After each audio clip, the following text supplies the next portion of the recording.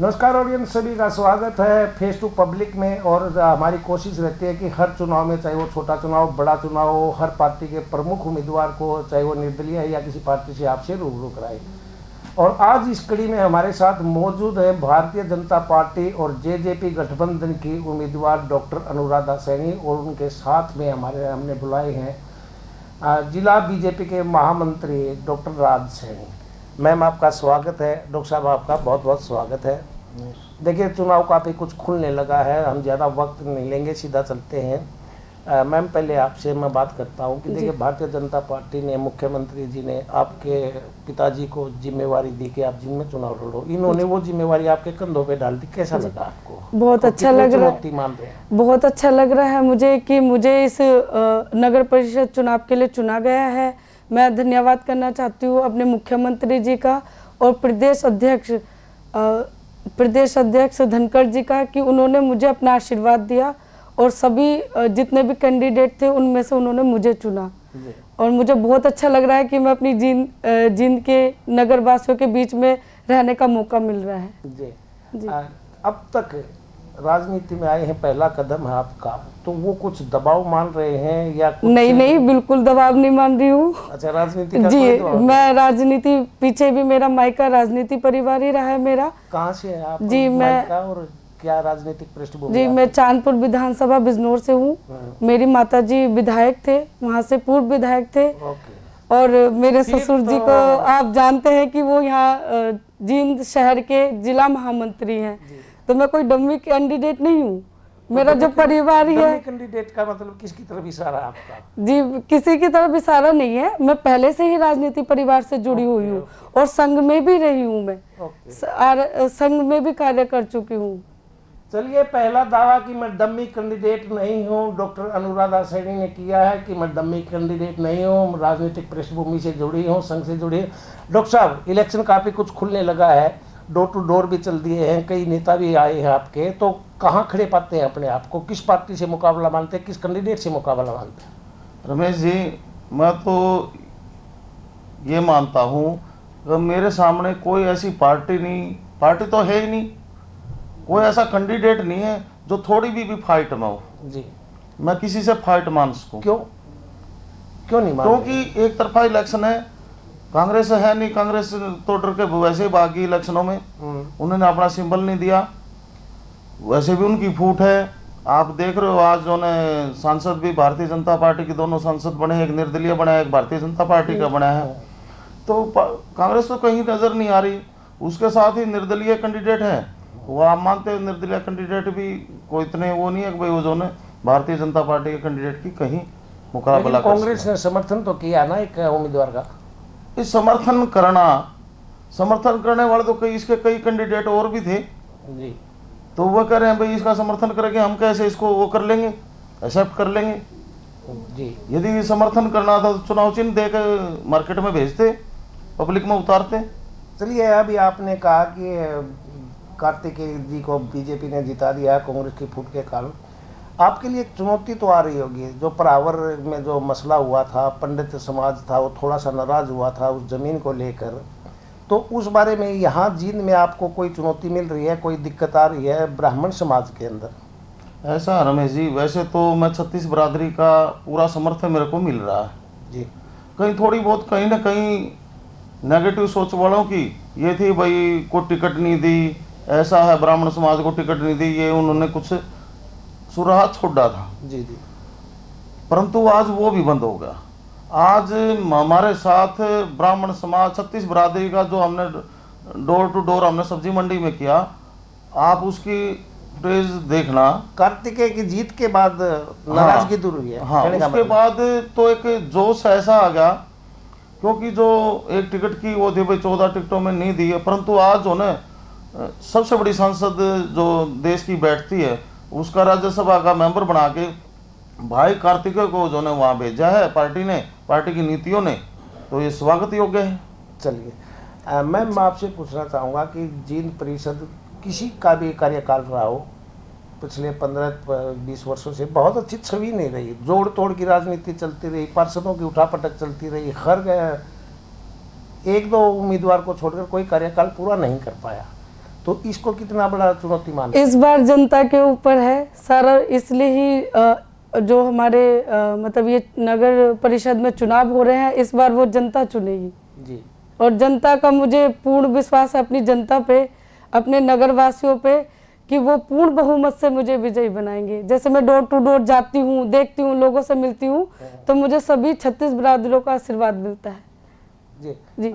और आपने देखा होगा कि मेरे जो पिताजी हैं उनकी छवि यहाँ पे बहुत अच्छी है और वो काफ़ी टाइम से बीजेपी भारतीय जनता पार्टी में एक ईमानदार कार्यकर्ता रहे हैं, तो वो लोग काफ़ी अच्छे से डॉक्टर साहब को सपोर्ट करते हैं। यहाँ के जो जिंद नगरवासी हैं मेरे, मैं उनकी बेटी हूँ, बहू हूँ, जितने भी परिवार हैं, गरीब परिवार है, वो मुझे समर्थन दे रहे हैं, अपना मुझे विश्वास दिला रहे हैं कि हम अगर अपना वोट देंगे तो सिर्फ भारतीय जनता पार्टी को, क्योंकि जो हमारे देश के प्रधानमंत्री हैं उन्होंने जो भी योजनाएं दी हैं उनसे गरीब परिवार बहुत खुश है और इसलिए ही वो डॉक्टर साहब की छवि को देखते हुए और भारतीय जनता पार्टी के कार्यों को देखते हुए मुझे वोट देने की, पूरा अपना साथ देने की मेरे को ऐसा विश्वास उन्होंने दिलाया है। और मेरे को बहुत अच्छा लगता है कि मैं सोचती थी कि मैं पहली बार जैसे वहाँ पे निकली हूँ, मैं सिर्फ हॉस्पिटल में ही समाज सेवा करती थी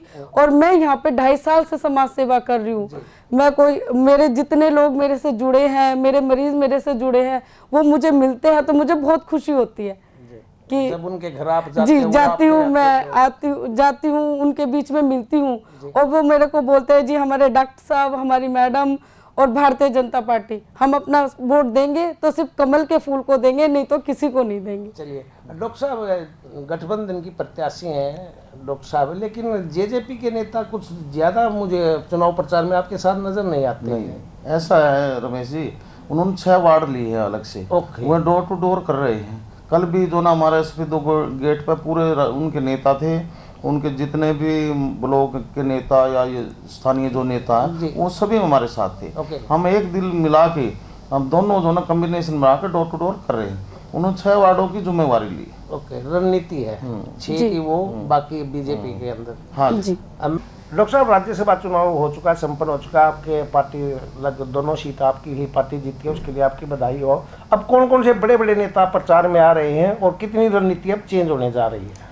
अभी संगठन के लिए जैसे आज हमारे 4 बजे आदरणीय ओम प्रकाश धनखड़ जी एक नुक्कड़ सभा के लिए आ रहे हैं, तो बैठ कर रणनीति बढ़ाएंगे। जिस भी समाज, मुख्यमंत्री जी आएंगे क्या?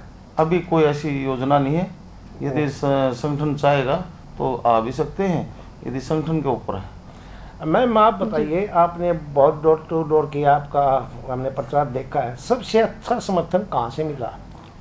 जी अभी तक का जो है सारी दुर्गा बस्ती हो गई, रोहतक रोड हो गया, भिवानी रोड हो गया, सोमनाथ बस्ती हो गई, अजमेर बस्ती हो गई और भी 3-4 उदी कृष्णा कॉलोनी हो गई हमारी, और अनाज मंडी में आज डॉक्टर साहब गए थे, वहाँ पे भी हमारा पूरा समर्थन लोगों ने किया है। और मैम एक छोटी सी बात है, जी। महिलाएं और युवा इलेक्शन को पलट देते हैं जी, महिलाओं का क्या रिस्पॉन्स है? जी महिलाएं देखो, हमारे जो सरकार ने महिलाओं का बहुत सम्मान किया है, बहुत ज़्यादा उनको योजनाएं प्राप्त हुई हैं, लड़कियों के लिए भी की है, वृद्धाओं के लिए भी की है, महिलाओं के लिए भी की है। तो वो सारे लोग चाहते हैं कि वो जो वोट दे सिर्फ भारतीय जनता पार्टी को दे। डॉक्टर साहब, जींद के लिए क्या विजन है आपका? जींद के विकास के लिए आपको कौन सा काम लगता है कि ये कार्यकाल या नहीं हो पाया जो आपके लिए, वो कौन से 2-3 कार्य हैं जिसमें आपका जींद का नक्शा बदल सकते हैं? रमेश जी, मैं देखो एक बात बताना चाहूँगा आपको। सेंटर में भारतीय जनता पार्टी की सरकार है जी, प्रदेश में भारतीय जनता पार्टी की सरकार है, यहाँ विधायक भारतीय जनता पार्टी का मेरा भाई आदरणीय डॉक्टर कृष्ण मिड्डा जी, तो ट्रिपल तो वो होगी। चौथी ये है कि भाई मेरी नगर के जो वासी हैं वो मेरी पुत्रवधू को यदि वहाँ भेजते हैं जी, चेयरपर्सन की जगह, तो 4 शक्तियाँ मेरे साथ काम करेंगी जी। और आप ये मानते हो कि क्योंकि विधायक जी भी जो ना एक विकास पुरुष हैं, चाहे वो यहाँ मेडिकल कॉलेज की बात हो, बाखड़ा का पानी लाने की बात हो, जो हमारे सांसद हैं उन्होंने, आपने देखा होगा, चारों तरफ से हाईवे का जाल बिछा दिया है। तो ऐसी जो ना सारे जो लग के जींद का एक नक्शा पलट कर देंगे आने वाले 1-2 साल में। आप देखोगे कि जींद वाकई में जो न एक बहुत सुंदर, और हरियाणा में प्रथम सुंदरता के हिसाब से, विकास कार्यों के हिसाब से एक लक्ष्य लेकर चले हैं हम, हरियाणा में इसको फर्स्ट रखेंगे। जी मैम, चलने से पहले आप कोई खास संदेश अपने मतदाताओं को, अपनी जींद की जनता को देना चाहते हैं तो मोस्ट वेलकम। जी, मैं अपनी जींद की जनता से यही अपील करना चाहूँगी कि 19 जून को कमल के फूल पर बटन दबाकर मुझे भारी मतों से विजयी बनाए और सबको दिखा दे कि हाँ, भारतीय जनता पार्टी एक ही पार्टी है, भारतीय जनता पार्टी, भारतीय जनता पार्टी और भारतीय जनता पार्टी। धन्यवाद। डॉक्टर साहब, गठबंधन का प्रत्याशी हैं आपकी पुत्रवधू, तो गठबंधन कितनी उम्मीद लगाई और जींद की जनता कितनी उम्मीद लगाई आपसे? देखो, हमें ये भारी मतों से तो ये सीट जीतने जा रही है। ये गठबंधन का प्रत्याशी है और पूरी उम्मीद है गठबंधन को भी, जो हमारे सहयोगी हैं, और भारतीय जनता पार्टी को भी हम कम से कम 25 से 30 हज़ार के जीत के, और आदरणीय मुख्यमंत्री जी, आदरणीय हमारे विधायक जी, MP साहब, सभी की जो ना एक श्रेय जागा।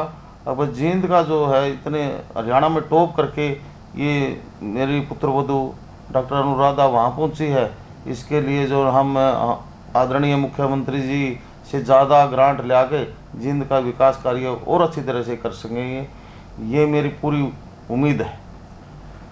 थैंक यू डॉक्टर साहब। डॉक्टर साहब, आपका भी बहुत बहुत धन्यवाद जो समय निकाल कर आए। और व्यूअर्स, हमारी कोशिश रहेगी कि 1-2 और जो प्रत्याशी हैं उनसे आपसे रूबरू कराएं। ये फर्स्ट दौर की वार्ता हमारी, हम कोशिश करेंगे 2-3 दौर की वार्ता इनसे निकले, ताकि आप भी स्पष्ट देख सकें कि किस प्रत्याशी में क्या विजन है जींद के प्रति। और आपने समय निकाला, उसके लिए आपका बहुत बहुत धन्यवाद। बहुत बहुत आपका धन्यवाद। भी बहुत बहुत धन्यवाद।